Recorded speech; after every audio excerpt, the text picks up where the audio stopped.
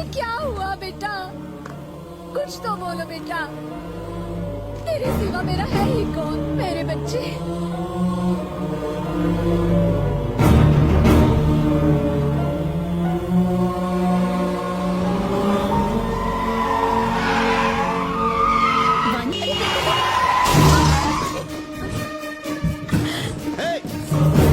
देखिए सर, गलती हो गई, माफ कर दीजिए please. No it's all right. नई कार है बेटा, थोड़ा संभाल के चलाना चाहिए।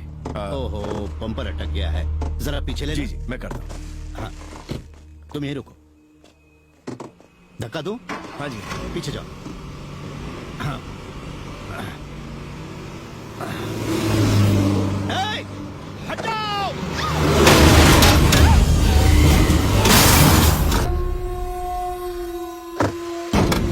तुम लोग गाड़ी में बैठो और डालो जल्दी जल्दी, कोई बच के जाने ना पाए। लाशों के ढेर बिछा दो, जल्दी जल्दी गाड़ी में बैठो।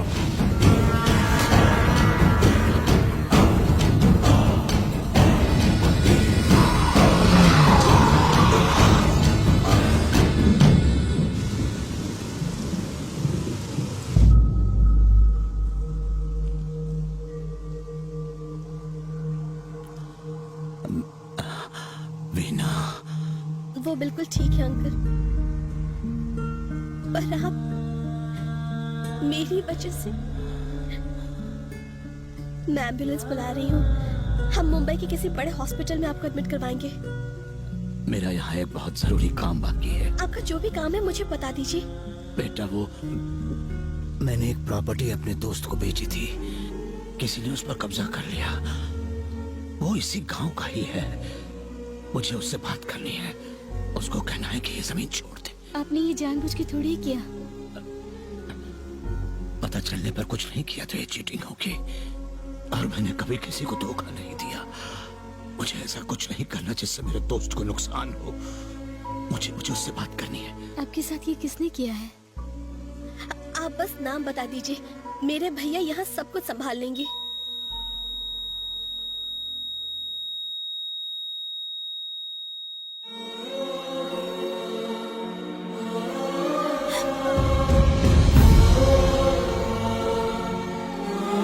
एक्सीडेंट केस है। कहाँ है वो? दोस्त तरफ। मुझे उनका बयान लेना होगा। उनकी हालत बहुत खराब है। पुलिस अगर आपको ले गई दीदी तो दादा हमें जान से मार डालेंगे। जल्दी चलिए।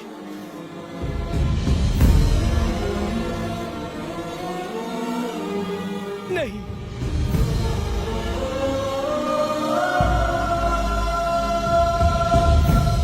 तुम्हारे पापा मेरी वजह से मारे गए। अब मेरे लिए तुम जान मत देना। उस हादसे के बाद से हर रोज मैं ये बोझ अपने सीने पर लेकर जी रही हूँ। अब मैं और नहीं सह सकती हूँ। नहीं भैया, इसे छोड़ दो। देवराज, चाकू के वार से कहानी खत्म होती है। चाकू नीचे फेंक दो और एक नई कहानी शुरू करो।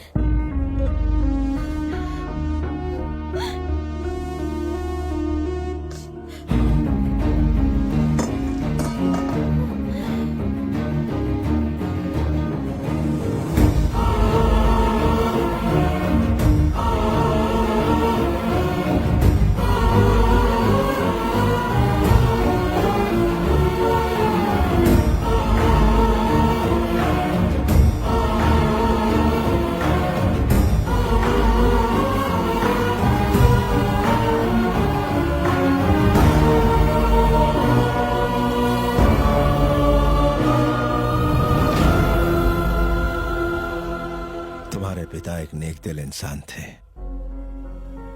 जो अपने आखिरी लम्हों में भी किसी और की भलाई के बारे में सोच रहे थे। मैं एक तलवार से 100 लोगों को मौत के घाट तो उतार सकता हूं, लेकिन मुझे अपने हाथों से किसी की जान बचाना नहीं आता जो उन्हें आता था। तुम्हारे पिता की महानता का सबूत इस बात से नहीं मिलता कि मेरी बहन जिंदा है। मेरे घर की खुशियां भी ये बयान नहीं कर सकती। इस घर की सजावट भी उसके आगे फीकी है। अगर ये पेपर्स इस बात का सबूत है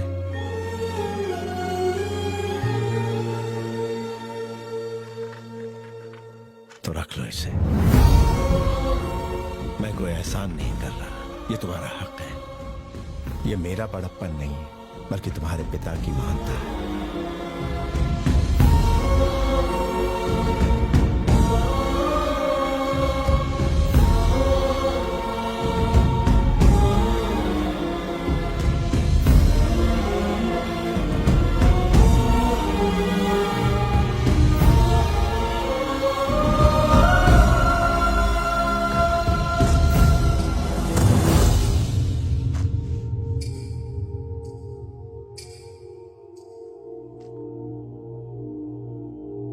ठीक 12 बज रहे हैं। तुम्हारी मोहलत खत्म हुई।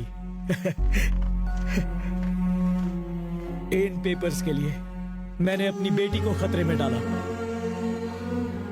अपनी पत्नी से परायों जैसा बर्ताव किया।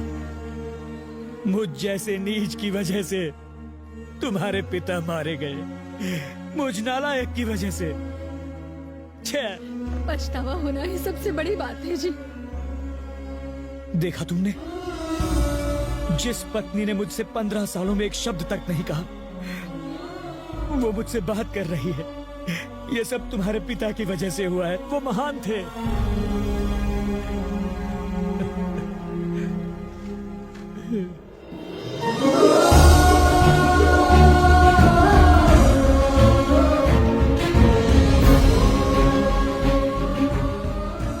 आपने मुझे जन्म दिया पापा। आपने उस लड़की को एक नई जिंदगी दी। जो आदमी आपसे नफरत करता था वो आज आपके गुण गा रहा है। आपने मेरा मिलन उस लड़की से कराया जो मुझे बहुत चाहती है। अगर हम दूसरों का भला करें तो हमारा अच्छा ही होगा।